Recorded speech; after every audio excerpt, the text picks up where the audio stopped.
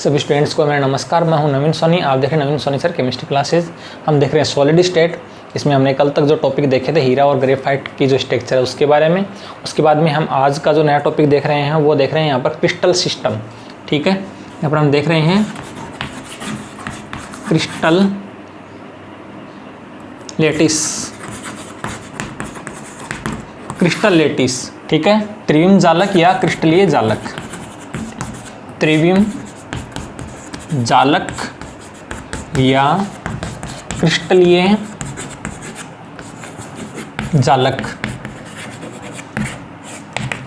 Crystal lettuce, त्रिविम जालक या क्रिस्टलीय जालक, बढ़िया टॉपिक है। तो सबसे पहली बात है कि क्रिस्टल लेटिस क्या होता है।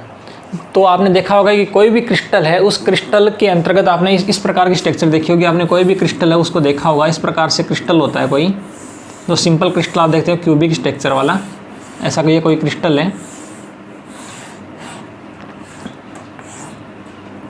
ये कोई क्रिस्टल है।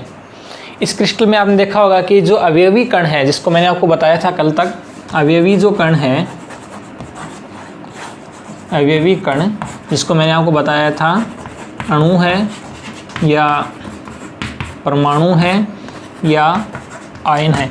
तो अवयवी कण जो अणु, परमाणु या आयन है, उनको कैसे व्यवस्थित किया गया है, अवयवी कणों को कैसे व्यवस्थित किया गया है। तो किसी भी क्रिस्टल जालक में हम यदि अवयवी कणों को दिखाना चाहते हैं तो वो गोलों के रूप में दिखाते हैं। अवयवी कण जो है वो गोलों के रूप में दिखाए जाते हैं, गोलों के रूप में दिखाए जाते हैं। तो जैसे यहाँ पर अवयवी कण यहाँ पर है, यहाँ पर है, या कोई भी आप कोई कमरा देखते हो, कोई भी किसी प्रकार की आपने रूम देखी, क्लासरूम अपना रूम देखा, तो उसमें जो कॉर्नर बनता है, इसमें हम यदि गोले मान लें तो आराम से हम इस पूरे के पूरे क्रिस्टल तंत्र का निर्माण कर सकते हैं। तो किसी भी क्रिस्टल जालक में अवयवी कणों को गोलों के रूप में दर्शाने की व्यवस्था को त्रिविम जालक या क्रिस्टलीय जालक या क्रिस्टल लेटिस कहा जाता है। समझ में आ गया होगा कि किसी भी क्रिस्टल में अवयवी कणों को अणु, परमाणु या आयन, ठीक है, एटम, मॉलिक्यूल, आयन्स, इनको गोलों के रूप में, बिल्कुल गोले के रूप में दर्शाने की जो व्यवस्था है उसको कहा जाता है त्रिविम जालक या क्रिस्टल जालक। तो ये तो इसकी छोटी सी डेफिनेशन हो गई कि त्रिविम जालक या क्रिस्टल जालक क्या होता है। इसके बाद में त्रिविम जालक या क्रिस्टल जालक बनता किससे है। तो त्रिविम जालक या क्रिस्टल जालक को बनाने के लिए गोले चाहिए, ठीक है। और गोले जो है इनकी व्यवस्था जो है इनको कैसे करेंगे, तो इसके लिए एक छोटा सा टॉपिक आता है जिसको बोलते हैं यूनिट सेल। यूनिट सेल जिसको बोलते हैं एकक कोष्ठिका। एकक कोष्ठिका या मात्रक कोष्ठिका। एकक कोष्ठिका या मात्रक कोष्ठिका या यूनिट सेल। किसी भी क्रिस्टल तंत्र में अवयवी कणों को छोटे छोटे गोलों के रूप में दर्शाने की व्यवस्था को त्रिविम जालक या क्रिस्टल जालक कहते हैं। और किसी भी क्रिस्टल जालक में अवयवी कण जो हैं उनको दर्शाने की व्यवस्था तो हो गई त्रिविम जालक या क्रिस्टल जालक, और जो अवयवी कण है वो यदि हमने गोले के रूप में व्यवस्थित किए हैं तो वह छोटी से छोटी इकाई जिसकी बार बार पुनरावृत्ति द्वारा संपूर्ण क्रिस्टल का निर्माण हो जाता है।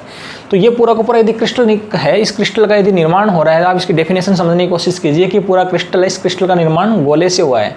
तो वह छोटी से छोटी यूनिट जिसकी बार बार पुनरावृत्ति के द्वारा संपूर्ण क्रिस्टल लेटिस का निर्माण यदि हो जाता है तो उसको बोलते हैं एकक कोष्ठिका या मात्रक कोष्ठिका। तो यूनिट सेल जो है वो क्या होगी, एक छोटी से छोटी इकाई है जिसकी बार बार पुनरावृत्ति द्वारा संपूर्ण क्रिस्टल जालक का निर्माण हो रहा है। जैसे इसमें छोटी छोटी यूनिट होगी गोला। अब ये गोला जो है, ये गोला पूरा का पूरा मिला के क्या बना रहा है, पूरा पूरा क्रिस्टल लेटिस बना रहा है। तो एक क्रिस्टल लेटिस जो है वो बहुत सारी यूनिट सेल से बनता है। तो वह छोटी छोटी इकाई है यूनिट सेल जिससे पूरे के पूरे क्रिस्टल तंत्र का निर्माण हो जाता है। तो वह छोटी छोटी इकाई जिसकी बार बार पुनरावृत्ति के द्वारा संपूर्ण क्रिस्टल जालक का निर्माण हो जाता है उसे बोलते हैं एकक कोष्ठिका या मात्रक कोष्ठिका, ठीक है। अब कैरेक्टर्स होते हैं यूनिट सेल के, कि क्या कैरेक्टर्स हैं यूनिट सेल के, क्या क्या कैरेक्टर्स हैं। यूनिट सेल जो है उसके अभिलक्षण, अभिलक्षण, यूनिट सेल के क्या क्या कैरेक्टर्स हैं, क्या क्या अभिलक्षण यहाँ पर प्रेजेंट है। तो यूनिट सेल में मेन बातें क्या होती हैं कि इसमें एक तो बात होती है कि यूनिट सेल जो होता है वो किसी क्रिस्टल जालक में को बनाने के लिए अति आवश्यक होता है और वो एक निश्चित ज्योमेट्री में ही व्यवस्थित होता है। एक क्रिस्टल जालक में अवयवी कण जो अणु, परमाणु या आयन है जो कि गोले के रूप में लिया गया है, वो पूरे के पूरे क्रिस्टल को बना रहा है। तो वो छोटी छोटी इकाई है, वो यूनिट सेल है जो कि एक निश्चित ज्योमेट्री में व्यवस्थित होता है। एक निश्चित ज्योमेट्री जो है उसके अंदर ये प्रेजेंट होता है, पहली बात। दूसरी बात, कोई भी क्रिस्टल तंत्र है, उस क्रिस्टल तंत्र में कुल मिला के 6 पैरामीटर्स होते हैं। एग्जाम में आया बहुत बार क्वेश्चन है पैरामीटर्स, पैरामीटर्स, ठीक है।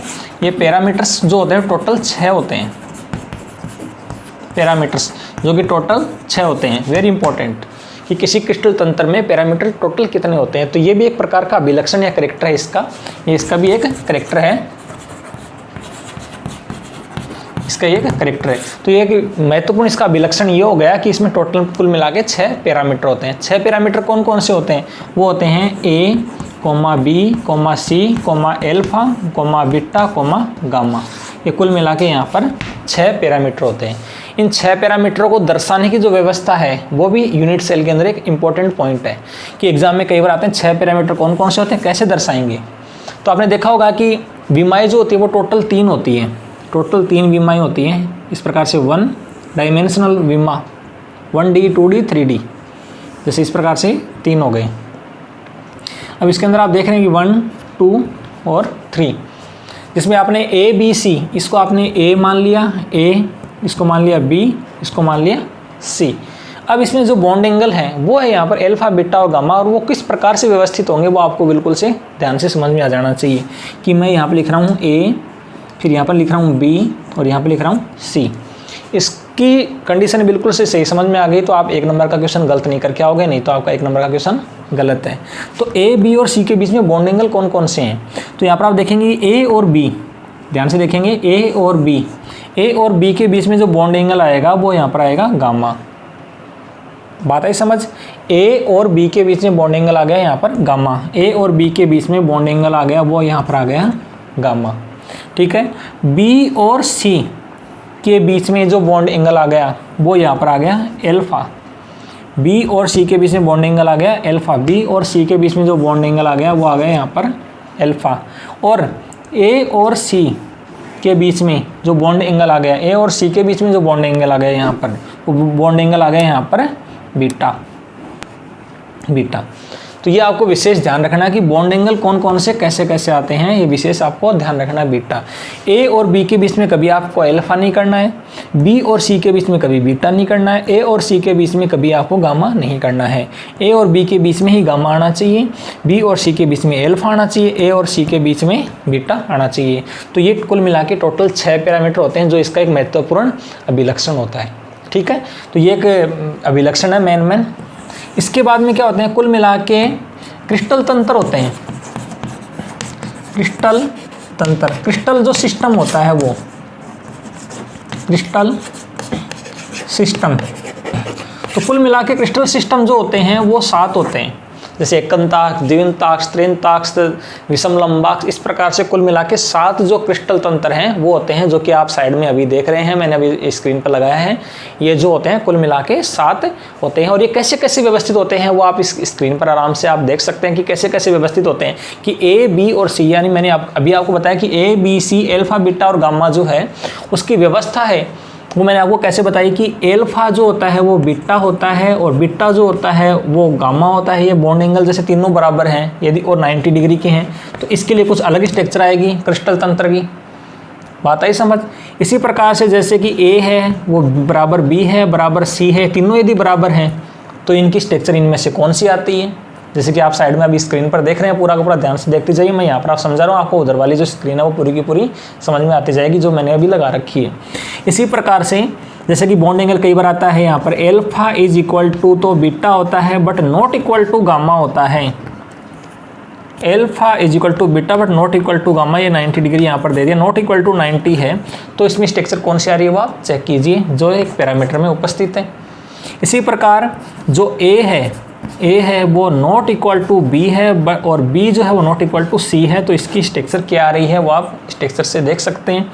इसी प्रकार से alpha is not equal to beta और beta is not equal to gamma, तो ये क्या आ सकता है? जबकि A is equal to B but A is not equal to B but equal to C, तो क्या आ सकता है? तो इस प्रकार से इनको देख के आप टेबल से आराम से सीख सकते हैं कि टोटल कुल मिला के क्रिस्टल सिस्टम 7 है वो कैसे आएंगे। जैसे माचिस की डिब्बी है वो भी एक प्रकार का क्रिस्टल सिस्टम है, लेकिन हम इसको क्यूबिक नहीं बोल सकते क्योंकि इसके अंदर आपने एज देखे होंगे। इसके अंदर जो माचिस की डिब्बी होती है उसके अंदर आप देखिए कि लंबाई, ये लंबाई ज़्यादा है। माचिस की डिब्बी आएगी कुछ इस प्रकार की आएगी, माचिस की डिब्बी कुछ इस प्रकार की आएगी, इस प्रकार की, जिसमें आप देख सकते हैं कि A, जैसे माना कि ये A है ये B है, ए है, ये बी है, ये सी है। तो यहाँ पर देख सकते हैं कि A is not equal to B और B is not equal to C. इसमें आप तीनों देख सकते हैं, but alpha is equal to beta is equal to gamma is equal to 90 degree है। जैसा कि आप अभी स्क्रीन पर पूरा का पूरा चेक कर रहे हैं कि जैसे आपने माचिस की डब्बी देखी है, तो ए बी और सी तीनों बराबर नहीं होते हैं। ए बी और सी तीनों बराबर नहीं होते हैं, लेकिन bond angle alpha beta gamma तीनों बराबर होते हैं।